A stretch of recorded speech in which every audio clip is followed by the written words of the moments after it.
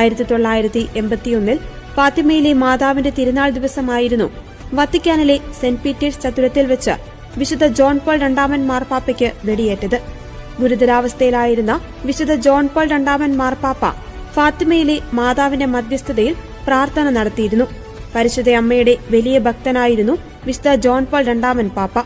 ഫാത്തിമയിലെത്തിയ John Paul രണ്ടാമൻ മാർപ്പാപ്പ മാതാവിന്റെ സന്നിധിയിൽ തന്റെ ശരീരത്തിൽ തുളച്ചുകയറിയ വെടിയുണ്ടയും സമർപ്പിച്ചിരുന്നു.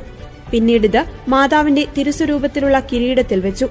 ഫാത്തിമയിലെ മാതാവിന്റെ മധ്യസ്ഥതയിലാണ് താൻ മരണത്തിന്റെ പടിവാതിലിൽ നിന്നും രക്ഷപ്പെട്ടതെന്ന് വിശുദ്ധ ജോൺ പോൾ രണ്ടാമൻ മാർപ്പാപ്പ സാക്ഷ്യപ്പെടുത്തിയിരുന്നു.